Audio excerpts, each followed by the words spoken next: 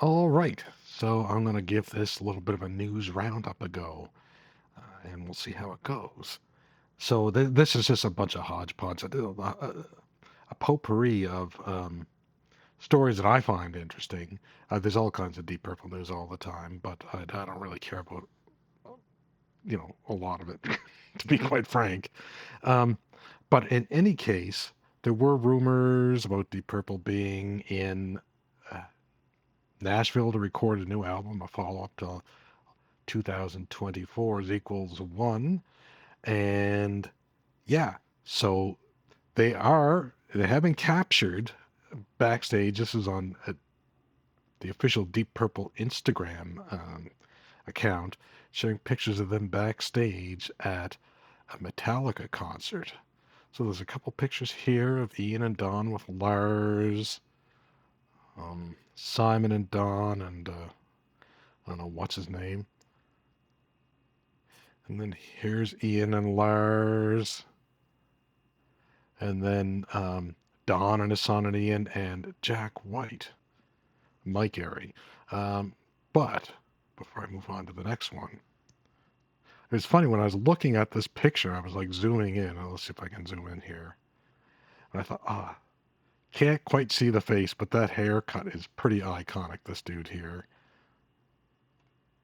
Let's zoom out, and then so let's go over to this Deep Purple's Equals One. See, I'm not on Facebook either, so off the Instagram is what the gram. But yeah, so here's Keith Urban in the studio with Simon McBride. Must have been checking out some Purple jams, I'm guessing.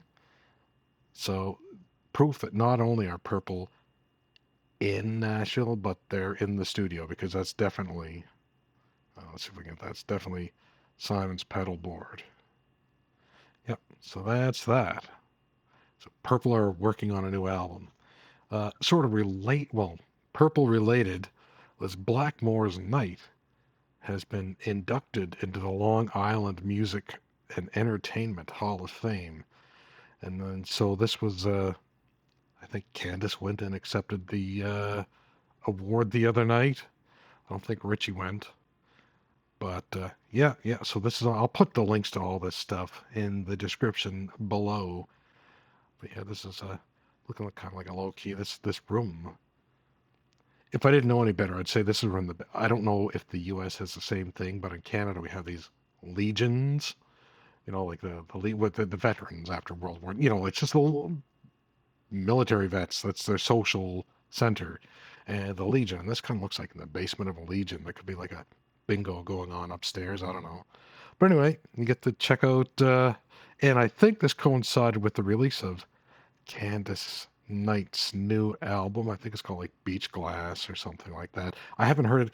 I have. I own on CD somewhere. I haven't listened to them in, oh God, it's got to be 15 years anyway. The first three Blackmore's Night records.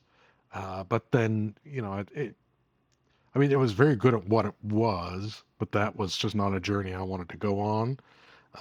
But let me know what you think of their new stuff. And I don't know if anybody's checked out their new album. If you dig that or not, let me know. I would be curious. Not that I'll listen to it, but I'm curious to see what people think. Okay, a little further afield now is Whitesnake.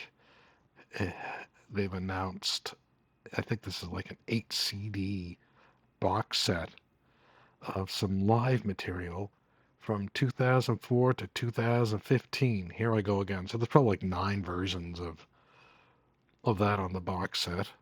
Oh, a little bit of Burn, a little bit of Stormbringer. But yeah. So if you're a Whitesnake fan, check that out. The, I like the early Whitesnake stuff, not the latter day stuff.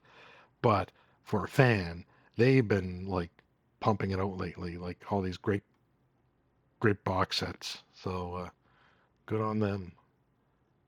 And next, Steve Vai and Joe Satriani have this group, I guess it's called Satch Vai, put out a song featuring Glenn Hughes on vocals. And Yeah, you could check it out here. It's got like lots of highly accomplished guitar playing with Glenn Hughes singing. It's a kind of a blues-based song, and it's got like Kenny Aronoff on drums. So check that out. There was this article on Ultimate Guitar about Yngwie opens up on why he never joined Deep Purple and explains why he always preferred live over studio albums. So I'm not really interested. I'm not interested in that bit at all from him. But he says here, there were talks here and there. And I could tell you, I don't know anything about the band. I don't know anybody in the band. I'm not connected to the band. I'm just a longtime fan. Um, if there were talks here and there, it would have been Yngwie asking, "Can I be in the band?" And whoever he's talking to just ignoring it because there's no way in hell he would have ever been asked to join the band. So I call bullshit on that. Complete bullshit. That would have been a disaster.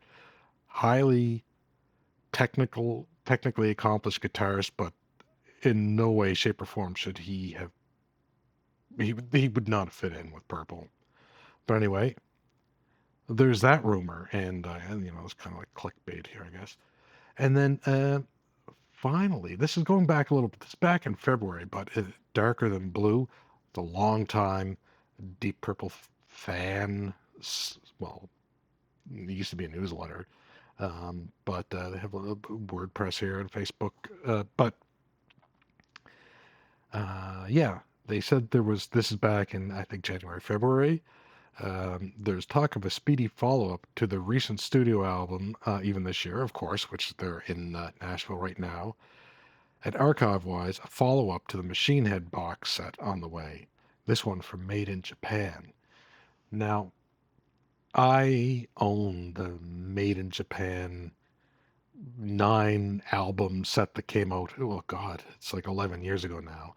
But if you have all 3 shows that were, you know, the Made in Japan record was called from, I don't know what else they could possibly add at this point. It would have to be pretty compelling for me to spend the money.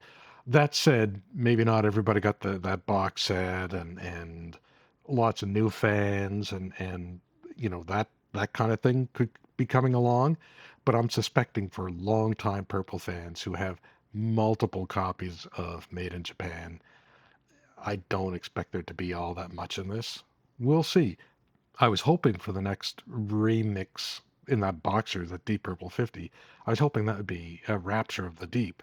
And mind you, that would probably sell less because Made in Japan is a huge album, and that probably sell more. But from a fan's perspective, I mean, come on, that was a pretty fun album. And I'm thinking, like I'd said at the time, it would have been, I'd be interested in hearing how Bob Ezrin could remix that. Like he was asked at the time, and he was just when I don't know when this was 5, 6, 7 years ago when Roger Glover announced that the label had sent him the tapes or the well it wouldn't be tapes, I guess the files in any case. Um, his name Bob Ezrin had been mentioned as somebody to remix it, and he said he'd be game, but he didn't quite understand why he'd do it because it wasn't involved in the project, and that's fair. But it would be interesting to see how similar, at least from a like a listening experience, he could make it to the stuff that he later did with the band because uh, Rapture of the Deep had some pretty fun songs on it, but it sounded like trash.